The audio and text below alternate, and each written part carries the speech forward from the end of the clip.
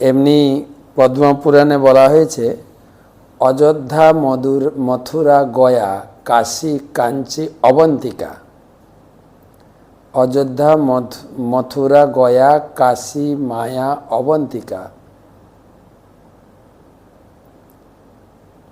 পুরী, দ্বারাবতী চৈব এতয় মোক্ষদায়িকা। তো অযোধ্যা, মথুরা, গয়া, কাশী, হরিদ্বার, অবন্তিকা এবং দ্বারিকা, এই 7টা মুখ্য তীর্থই হচ্ছে মোক্ষদায়িকা। তার ভিতরে প্রথম হচ্ছে অযোধ্যা। অযোধ্যা, এই অযোধ্যা কাণ্ডে মূলত বলা হবে দশরথ মহারাজের রাজত্ব, সেই সময়ে রাজ্যের প্রজা নাগরিকদের সুখ শান্তি, সেই বিষয়ে আলোচনা করেছে। স্কন্দপুরাণে বলা হয়েছে অযোধ্যায় স্নান, দান, জপ, তপ অসংখ্য গুণ ফল লাভ হয়। এবং পদ্মপুরাণেও যে অযোধ্যাকে মোক্ষদায়িনী এবং এখানে যে ভ্রমণ করে তার জন্ম জন্মান্তরের পাপ থেকে সে মুক্ত হয়। তো সেই অযোধ্যা ধামে প্রথমে বলে দিই আপনারা কি কি দর্শন করবেন। মূলত এখানে প্রথম দর্শন হচ্ছে আপনার সরজু নদী। সরজু নদী এই অযোধ্যা পুরীকে কি সুন্দর করে বেষ্টন করে আছেন। তার তীরে গড়ে উঠেছে ভব্য বিশাল বিশাল মন্দির, সাধু মহাত্মাদের আশ্রম, সুন্দর চাকচিক্য করে ঘাট বাঁধানো আলোকবর্তিকায় এই সরজু নদী একদম সেজে উঠেছে। এবং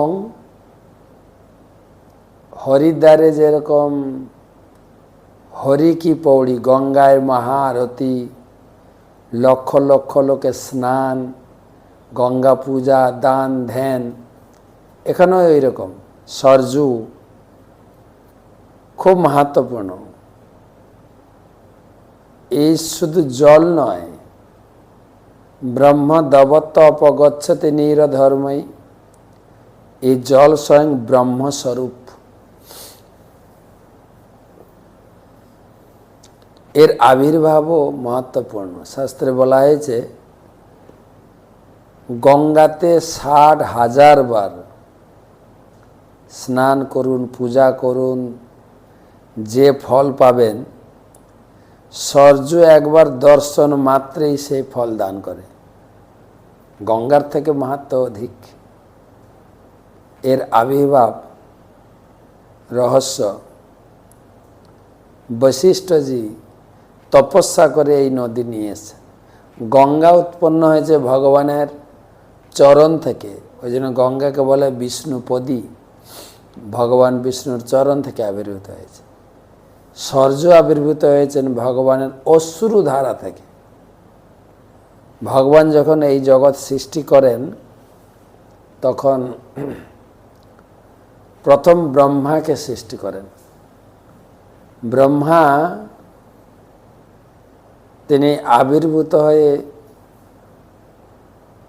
প্রথমে কিছু দেখতে পাননি, অথই জলের মাঝখানে রয়েছেন, আর কিছু নেই।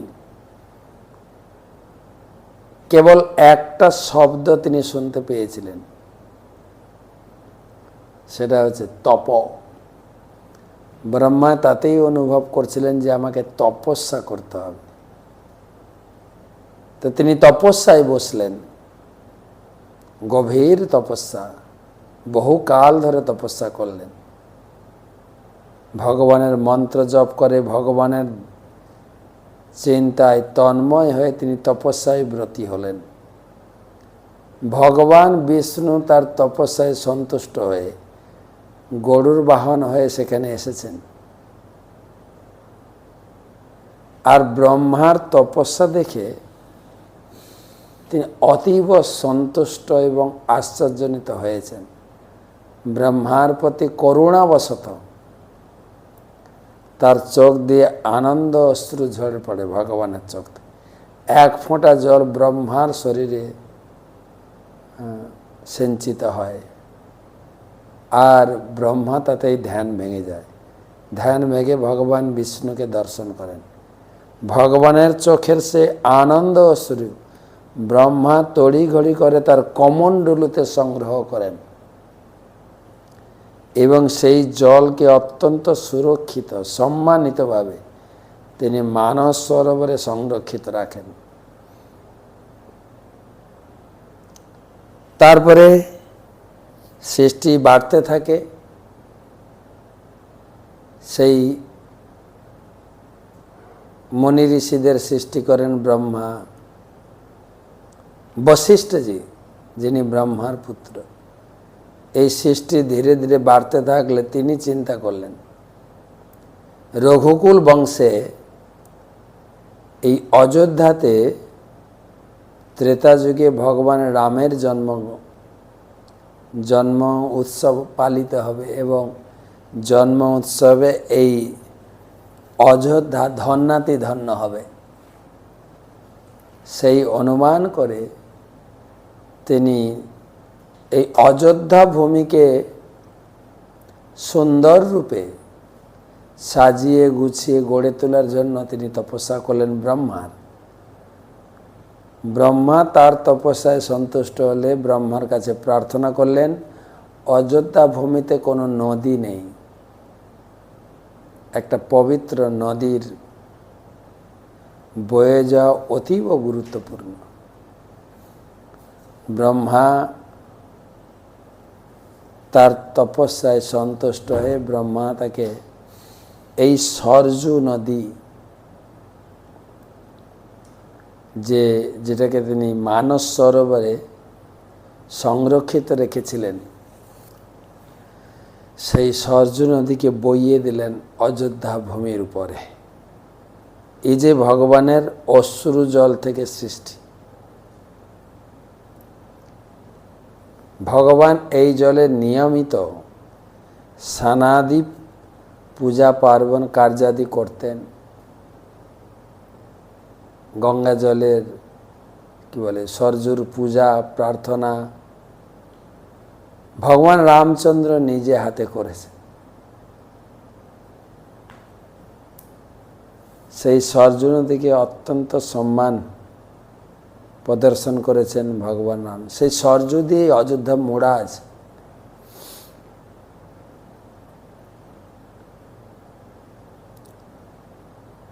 বিধান হচ্ছে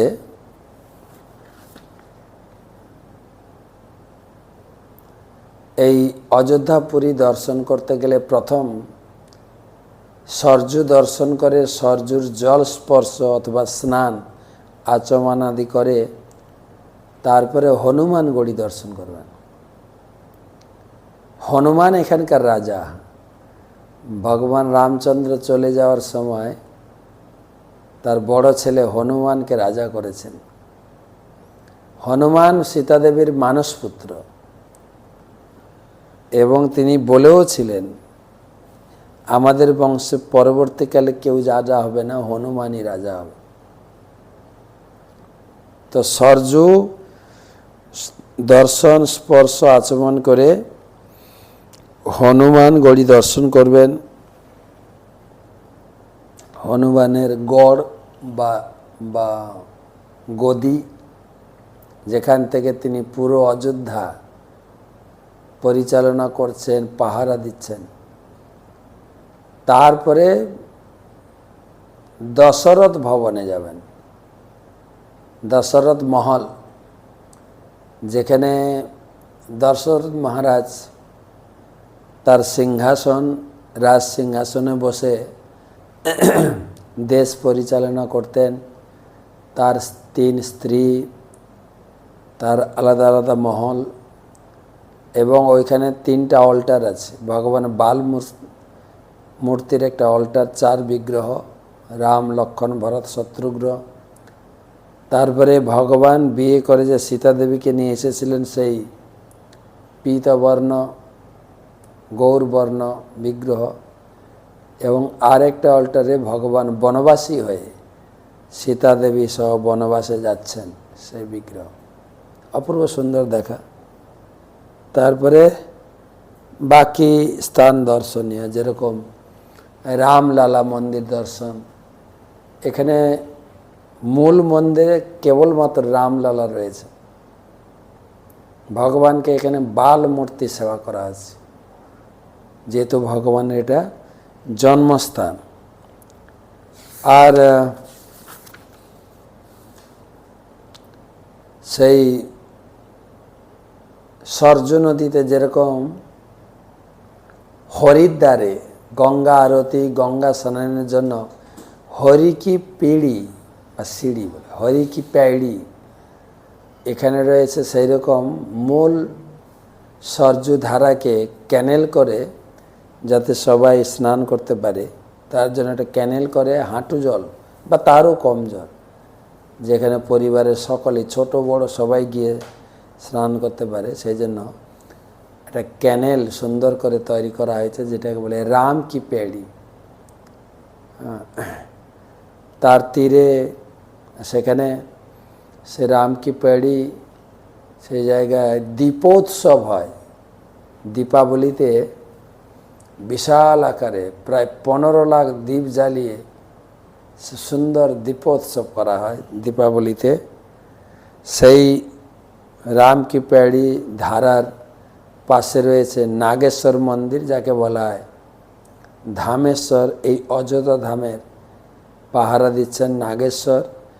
কালে রামজি, ভগবান রামচন্দ্র রৌদ্রে ঘুরতে ঘুরতে কালো হয়ে গেছেন, কালে রামজি।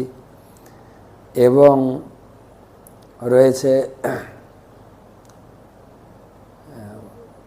কোটি রাম জপ স্তূপ, কত ভক্ত মুনি ঋষি রাম নাম লিখে এসে স্তূপ করা আছে, সেটাও দর্শনীয়। তারপরে কনক ভবন তো আমি কালকে বলেছি, কনক ভবন। তারপরে এখানে আরও অনেক কিছু, ব্রহ্মকুণ্ড, তারপরে আপনার মণি পর্বত, গুপ্তার ঘাট, ভগবান যেখানে তিনি অন্তর্ধান হয়েছেন। ভগবান এখান থেকে বনবাস করে তিনি চিত্রকূট পর্বত এবং দণ্ডকারণ্য পর্বত ভ্রমণ করে লঙ্কা বিজয় করে তিনি ফিরে রাজত্ব করবেন। আবার তিনি এই জগৎ থেকে বিদায় নেবেন গুপ্তার ঘাটে। গুপ্তার ঘাটের কাহিনী এরকম বলা হয়েছে, ভগবানের যখন সমস্ত লীলা সম্পন্ন হয়, কাল, স্বয়ং কাল ব্রাহ্মণের রূপ ধরে আসেন রাজা রামচন্দ্রের সঙ্গে দেখা করতে। গেটে ছিলেন লক্ষ্মণ।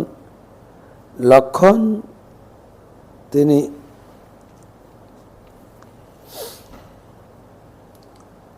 সেই কালরূপী ব্রাহ্মণ এসে যখন বলেন আমি প্রভু রামচন্দ্রের সঙ্গে দেখা করতে চাই, তো লক্ষ্মণ তাকে নিয়ে ভিতরে যান। প্রভু রামচন্দ্রকে প্রণাম করে সে ব্রাহ্মণ বলছেন, প্রভু আমি একান্তে কিছু আপনার সঙ্গে বার্তালাপ করতে চাই, যেখানে আমি আর আপনি থাকবেন, অন্য কেউ থাকবে না। আর আমাদের এই বার্তালাপের ভিতরে হঠাৎ যদি কেউ এসে পৌঁছায়, তাকে মৃত্যুদণ্ড দিতে হবে। যদি আপনি এই প্রতিশ্রুতি করেন তাহলে আমরা বার্তালাপ শুরু করব। ভগবান রামচন্দ্র ব্রাহ্মণের সম্মান রক্ষার্থে বলে ঠিক আছে, আপনি বার্তালাপ শুরু করুন। লক্ষ্মণকে বললেন তুমি বাইরে যাও। এবং লক্ষ্মণ সেই শর্তটাও শুনেছেন যে ভিতরে আসা যাবে না যতক্ষণ সেই ব্রাহ্মণ বার্তালাপে যুক্ত আছেন, ভিতরে আসা যাবে না। তো সেই ব্রাহ্মণ যিনি ছিলেন কাল স্বয়ং, তিনি প্রভু রামচন্দ্রকে বলছেন, প্রভু আপনি যে উদ্দেশ্যে এই জগতে এসেছিলেন সেই সমস্ত উদ্দেশ্য সাধিত হয়েছে, সাধিত হয়ে গেছে।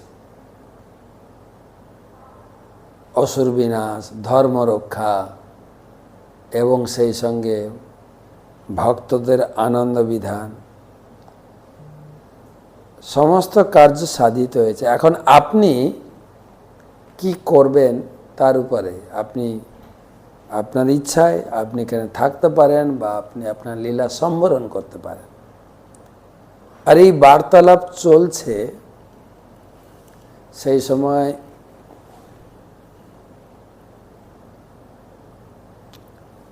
গেটে অর্জুন পাহারাদার ছিলেন। দুর্বাসা মুনি এসে পৌঁছে গেছে। দুর্বাসা মুনিকে দেখে অর্জুন প্রণাম করেছে। দুর্বাসা মুনি বলছেন, লক্ষণ আমাকে এই সময়ই প্রভু রামচন্দ্রের সঙ্গে দেখা করতে হবে। লক্ষণ অনুরোধ করলেন, মুনিবর, যে প্রভু রামচন্দ্র একটা বিশেষ বার্তালাপে এক ব্রাহ্মণের সঙ্গে একান্তে রয়েছেন, আপনাকে কিছুক্ষণ অপেক্ষা করতে হবে প্রভুর সঙ্গে দেখা করতে গেলে। দুর্বাসা মুনি অত্যন্ত ক্রোধান্বিত হয়ে গেলেন, বলে, অপেক্ষা? তুমি জানো না আমার স্বভাব, আমি যদি ক্ষুব্ধ হয়ে যাই মুহূর্তের মধ্যে পুরো অযোধ্যাকে পুড়ে ছাইখার করে দেব। অর্জুন অত্যন্ত চিন্তান্বিত হলেন, কি করবেন। পরে চিন্তা করলেন, এই মুহূর্তে আমি যদি ভিতরে যাই আমার মৃত্যুদণ্ড হবে, কমপক্ষে অযোধ্যাবাসী তো বেঁচে যাবে, কিন্তু আমি যদি এখন ঋষিকে ঢুকতে না দিই পুরো অযোধ্যাবাসী ধ্বংস করে দেবেন। সেই চিন্তা করে ভিতরে গেলেন।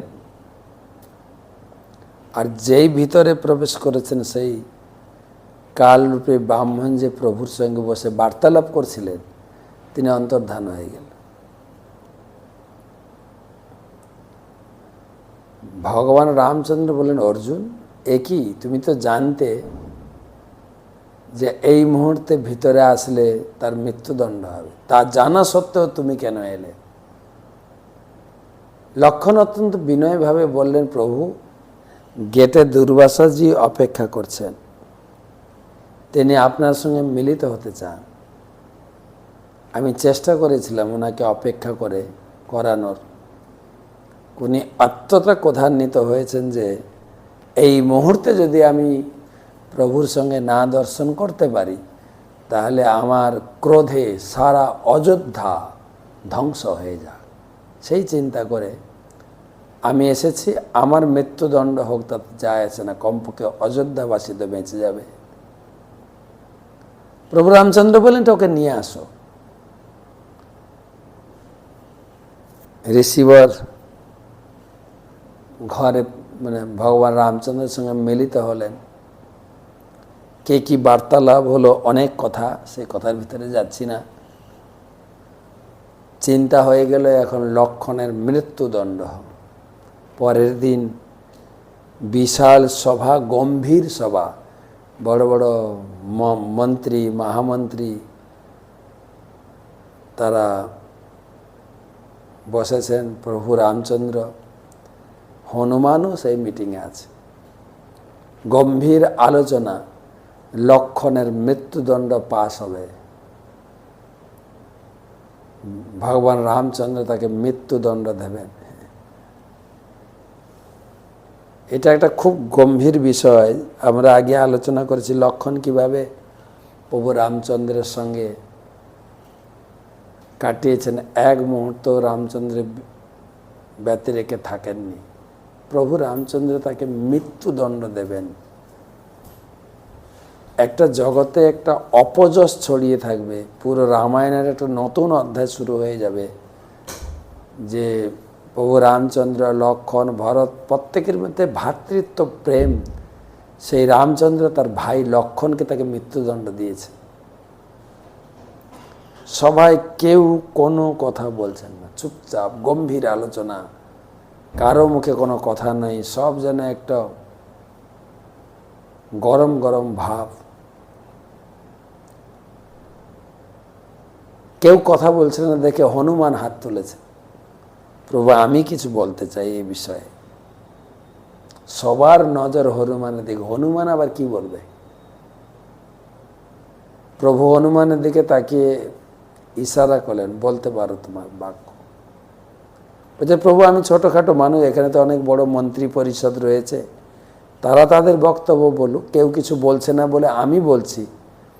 আমার মনে হয় লক্ষণের যে এই মৃত্যুদণ্ড, সরাসরি মৃত্যুদণ্ডের থেকে আরেকটা উপায় আছে। কাউকে যদি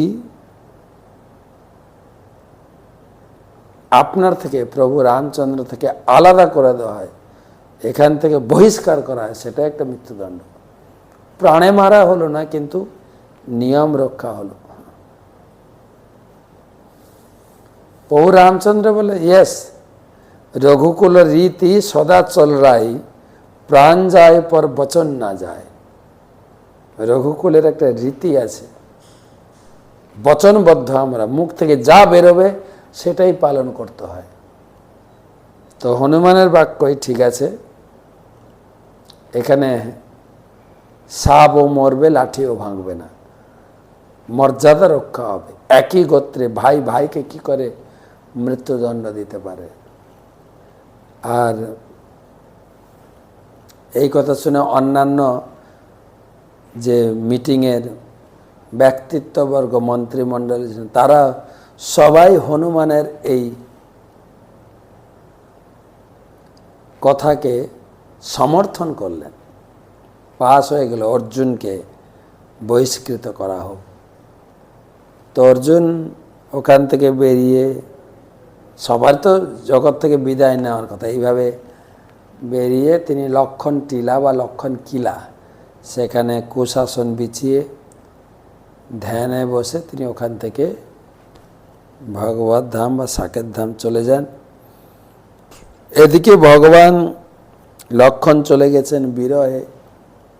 সেই গুপ্তার ঘাট সরজু নদীতে গেলেন, স্নান করতে গিয়ে ডুব দিয়েছেন, তার শরীর সরজু জলে মিশে গেছেন।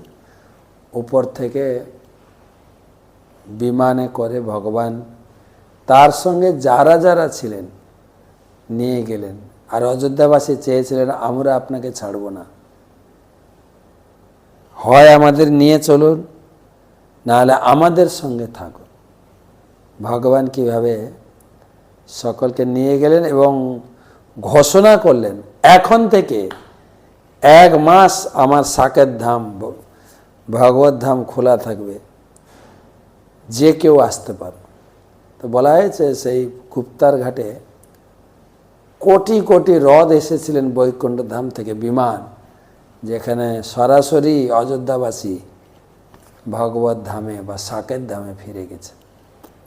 সেই গুপ্তার ঘাট যেখানে ভগবান লীলা সমাপ্ত করে গুপ্ত হয়েছিলেন, গুপ্তার ঘাট। তো মূলত অযোধ্যা কাণ্ডে কি বর্ণনা পাওয়া যায়, এটা গেল অযোধ্যার দর্শন সম্বন্ধে বললাম। অযোধ্যা কাণ্ডে পাওয়া যায় অযোধ্যা নগরীর বর্ণনা, রাজা দশরথের সমৃদ্ধিশালী রাজ্য, প্রজারা সকলে সুখে শান্তিতে বাস করেছিলেন। প্রত্যেকটা ঋতুর, তার সমস্ত ঋতুর ফসল, ফুল, ফল উজাড় করে দিয়েছিলেন এই ধরিত্রীর জন্য, দশরথের সময় এবং রাজা রামচন্দ্রের সময়। ঋতুর বিপর্যয় ছিল না, আমাদের যেরকম ঋতুর বিপর্যয়। হ্যাঁ, বর্ষাকালে গরম, শীতকালে বর্ষা, এখন এই গরমকালে কফি, এঁচড়, শীতকালে এসে যাবে, মানে গরমে সবজি শীতে, শীতের সবজি গরমে, বিপর্যয় দেখা যায়। কিন্তু রাজা দশরথের রাজ্য সম্পূর্ণ সমৃদ্ধিশালী, ঋতুর প্রকাশ ছিল প্রত্যেকটা ঋতু। তারপরে আমরা তো আগে বলেছিলাম ভগবান রাম বা দশরথ মহারাজ অনেক বয়সে তিনি পুত্র প্রাপ্তি হয়েছিলেন, বয়স হয়ে গেছিল, রামের বিয়ে হয়ে গেছে। আর সীতার সেই সৌন্দর্য, সীতার রূপের ছটা প্রভু রামচন্দ্রের ব্যবহারে দেশবাসী, অযোধ্যাবাসী রামের প্রতি প্রীতি, ভালোবাসা গড়ে ওঠে। রাম ছিলেন দশরথ রাজার বড় ছেলে, পরবর্তীকালে সেই রাজা হবে। কিন্তু সবার মধ্যে একটা কানাকানি চলছে, রাম কবে রাজা হবে গো, রামকে কবে সিংহাসনে দেখব, আমার এই জন্মে কি দেখব কি? এই কানাফুসা হতে হতে দশরথ মহারাজ চিন্তা করলেন, সবাই চাইছেন রাম রাজা হোক, আর আমার বয়স হয়ে গেছে, তাই রামের রাজ্য অভিষেকের প্রস্তুতি পর্ব আমি সবার সামনে ক্লাসে বলছিলাম, দেখুন বাড়িতে যদি ছেলে থাকে, মেয়ে থাকে, বিয়ে কখনো কখনো ছেলে পক্ষ এত তাড়াহুড়া করে, আমরা এখনই বিয়ে করাতে চাই, মেয়ে দেখেই পছন্দ হয়ে যায়, বা কখনো ছেলে দেখেই এত উদ্গ্রীব হয়ে যায় বিয়েটা এখনই হয়ে যাক, মেয়ে পক্ষ চায় বা ছেলে পক্ষ চায়। বিপরীত পক্ষ তখন বলে আমাদের একটু সময় দিন, আমাদের তৈরি হতে সময় দিন, বিয়ের প্রস্তুতি নিতে, ঘর গোছাতে হবে, ছেলে মেয়ের বিয়ের জন্য জোগাড় জান্তি করতে হবে, আত্মীয় স্বজন ইনভাইট করতে হবে, কার্ড ছাপাতে হবে, ব্রাহ্মণ নিমন্ত্রণ করতে হবে, জোগাড় জান্তি কেনাকাটা করতে হবে, বিয়ের সাজগোজ, কত কিছু। আর রাজা হবেন অযোধ্যায়, রামের রাজ্যাভিষেক প্রস্তুতি বিশাল আকারের প্রস্তুতি চলছে। সবার মনে খুশি, রাজ্যবাসী, রাজা দশরথ, কৌশল্যা মাতা, তো আনন্দের উদ্বেল ঢেউ আসে শরীরে। কইকেয়ী মাতা, সুমিত্রাও সবাই রামকে ভালোবাসতেন, রামের রাজ্য অভিষেক হবে।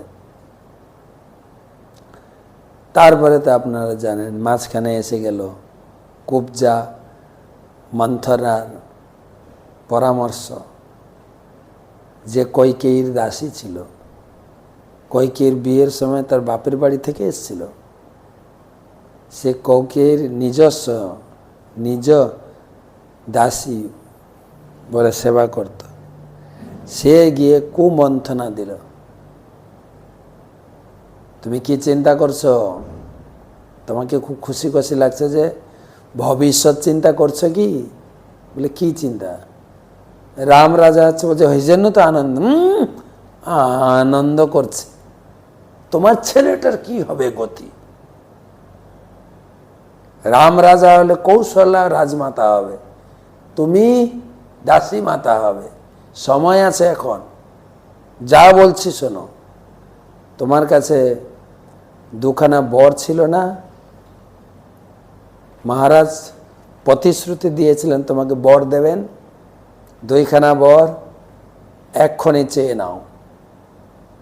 একটা হচ্ছে রামের 14 বছর বনবাস, আর একটা হচ্ছে ভরতের রাজ সিংহাসন।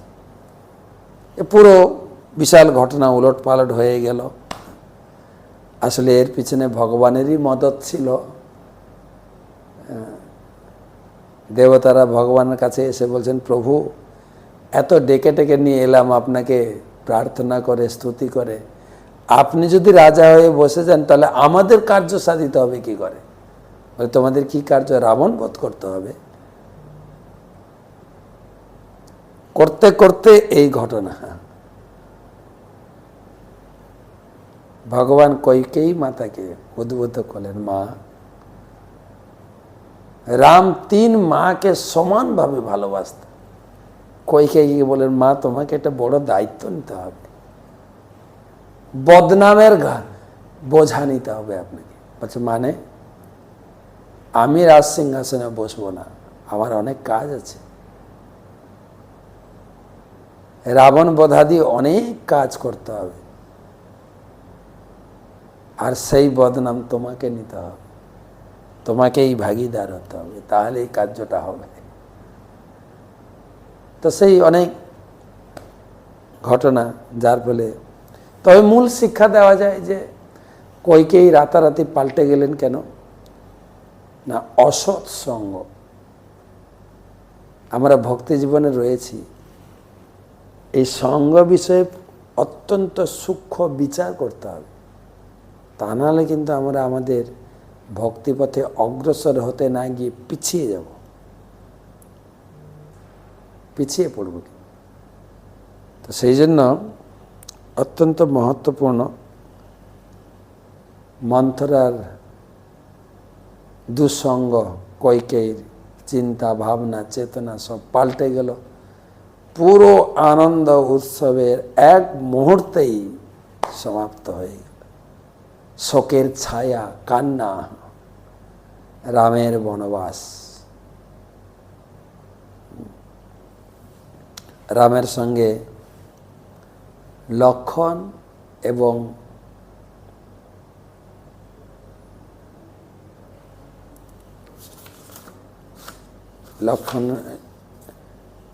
এবং সীতা, তারাও তাদের সঙ্গে রামের সঙ্গে যোগ দিলেন। সীতার তো বনবাস ছিল না, লক্ষণের বনবাস ছিল না, বনবাস তো রামের ছিল। কিন্তু সীতা থাকতে পারলেন না, প্রভু তোমাকে ছেড়ে আমি। বলে তুমি রাজনন্দিনী, রাজমহিষী, পরে রাজমাতা হবে, তুমি এই বনবাস দুঃখ কষ্ট সইতে পারবে না। সীতা বলেন প্রভু বনবাস দুঃখ কষ্ট আমি সইতে পারবো, তোমার বিরহ, তোমাকে ছেড়ে থাকা, তোমার বিরহ আমি সহ্য করতে পারবো না, অসম্ভব। রামচন্দ্র কিছু বলতে পারলেন না। লক্ষণ ও মায়ের কাছে বলেন মা এটা ভিক্ষা চাইবো তোমার কাছে। বলে কি চাও বলো। না প্রভু রামচন্দ্র বড় ভাইয়া যাচ্ছে জঙ্গলে, আমি তার সঙ্গে যাব।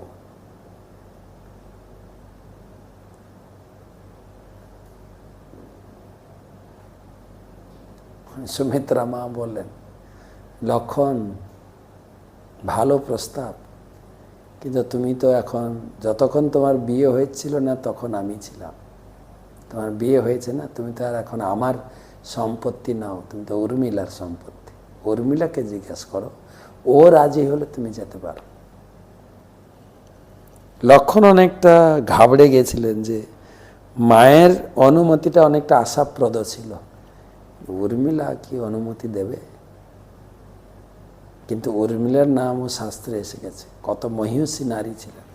হ্যাঁ এটা আবার আমাকে জিজ্ঞাসা করছো, অবশ্যই তুমি যাবে, আমার নিয়ে কোনো চিন্তা নেই, তুমি তুমি যেতে পারো। আমি তো জয়েন্ট সংসারে আছি, এখানে আমার দিদিরা আছে, মায়েরা আছেন, এখানে আমি থাকছি, অসুবিধা নেই।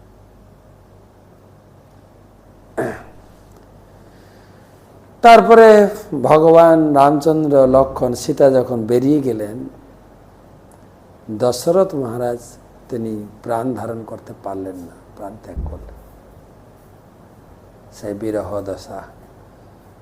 তো এটাই অযোধ্যা কাণ্ড মোটামুটি সমাপ্ত হয়েছে এখানে। এরপরে শুরু হবে অরণ্যকাণ্ড। অযোধ্যার যখন প্রভু রামচন্দ্র, লক্ষণ, সীতা বেরিয়ে গেলেন, ভরত শত্রুঘ্ন মামার বাড়িতে ছিলেন, তাদেরকে ডাকা হলো। এই প্রস্তাব শুনে ভরত অত্যন্ত দুঃখ এবং রাজ্য গ্রহণে অস্বীকার করলেন, ছুটে গেলেন প্রভু রামচন্দ্রকে ফিরিয়ে আনার জন্য। মাকে ভৎসনা করলেন। ছুটতে ছুটতে ছুটতে ছুটতে সেই চিত্রকূট পর্বতে প্রভুর সঙ্গে দেখা করলেন, আলাপ আলোচনা। রাম ভরত মিলাপ বলে একটা জায়গা আছে, ভাই ভাইয়ের যে প্রেমের বন্ধন, আলিঙ্গন, তাদের ভিতরে এত প্রেম, সেই প্রেমে পাথর গলে গেছে। দুই ভাই পায়ের ছাপ, অনেক কিছু রয়েছে সেখানে আমরা দেখলাম। তবে শেষমেশ ভরত বলেন, ভাইয়া তুমি যদি না যাও, আমি তো রাজ্যে বসছি না, কমপক্ষে তোমার চরণ পাদুকা দাও, পাদুকা হবে রাজা, আমি প্রতিনিধিত্ব হয়ে রাজকার্য করব। সেই পাদুকা নিয়ে তিনি রাজধানীতে ফেরেননি, এখান থেকে প্রায় 20-21 কিলোমিটার দূরে নন্দীগ্রামে ছিলেন। পাদুকাকে রাজ্যে স্থাপন করে ওখান থেকে তিনি রাজ্য পরিচালনা করতেন এবং গুফা করে মাটির নিচে শুতেন। প্রভু মাটিতে শুয়েছেন, আমি রাজসিংহাসনে মহেলে শুতে পারবো না, ভূমিতে নয়, মাটি গর্ত করে মাটির নিচে শুয়েছেন। প্রভু যেখানে শুয়েছেন তার থেকে একটু নিচে। তো কালকে আমরা অরণ্যকাণ্ডের কথা শুনব।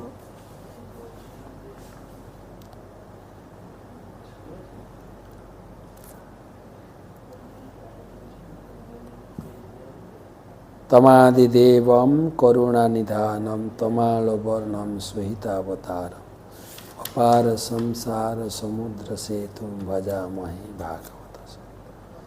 নমো বিষ্ণুপাদায় কৃষ্ণপ্রেষ্ঠায় ভূতলে শ্রীমতে জয়পতাকা স্বামী নীতি নামিনে। নমাচার্য পাদায় নিতাই কৃপাপদায় গৌরকথা ধামদায় নগর। শ্রীমদ্ ভাগবতে পঞ্চম স্কন্ধে 21 অধ্যায়ের 11 শ্লোক থেকে সূর্যের গতির বর্ণনা। 11 নম্বর শ্লোক। এবং তত বারুণীং সৌম্যমৈন্দ্রিং চ পুনস্তথান্যে চগ্রহা সোমাদয় নক্ষত্রৈ সহ জ্যোতিশ্চক্রে সমবুদ্ধ্যন্তি সহ বা নিম্লোচন্তি। অনুবাদ। যমরাজের পুরী থেকে সূর্য বরুণের পুরী নিম্নচনিতে যান, সেখান থেকে চন্দ্রের পুরী বিভাবরীতে যান, সেখান থেকে পুনরায় ইন্দ্রের পুরীতে ফিরে আসেন। এইভাবে চন্দ্র গ্রহ নক্ষত্র সহ জ্যোতিষচক্রে উদিত হন এবং অস্ত যান। বিভিন্ন গ্রহে নক্ষত্র, চন্দ্র, সূর্য, ইন্দ্র কে কোথায় থাকেন তার পূর্ণ বর্ণনা ভাগবতম দিচ্ছে। কিন্তু 12 শ্লোক। এবং মুহূর্তেন চতুর্থিংশ লক্ষ যোজনাষ্ঠ শতাধিকানি সৌর রথস্ত্রিময় সৌ চতুর্শেষু পরিবর্ততে পুরীষু। অনুবাদ। এইভাবে সূর্যদেবের রথ যা ত্রয়ীময় অর্থাৎ ভূ ভুবস্ব আদি গায়ত্রী মন্ত্রের দ্বারা উপাসিত হয়, তা এক মুহূর্তে 38,800 যোজন বেগে এই পুরীর চতুর্দিকে ভ্রমণ করে। সূর্যের গতিবিধি আরেকটা শ্লোক পড়ি। যস্যৈকম চক্র দ্বাদশারম ষড্নেমি তৃণাভি সংবৎসর রসাত্মকম সমামনন্তি তস্যাক্ষ মেরু মূর্ধনি কৃত মানসোত্তরে কৃতে তরভাগ যত্র প্রতম রবি রথশ্চক্রম তৈলযন্ত্র চক্রবৎ ভ্রমমান সত্তর গিরৌ পরিভ্রমতি। সূর্যদেবের রথে সংবৎসর নামক একটি চক্র রয়েছে। 12টি মাস তার 12টি অর, 6 ঋতু তার নেমি, 3টি চাতুর্মাস্য তার 3টি নাভি, তার অক্ষের এক প্রান্ত সুমেরুর শিখরে, অপর প্রান্ত মানসোত্তর পর্বতে অবস্থিত। রথচক্র এই অক্ষে গ্রথিত হয়ে তেল নিষ্কাশন যন্ত্রের চক্রের মতো মানসোত্তর পর্বতের উপরে অহরহ পরিভ্রমণ। সূর্যদেব তার রথে চড়ে অহরহ পরিভ্রমণ করছেন।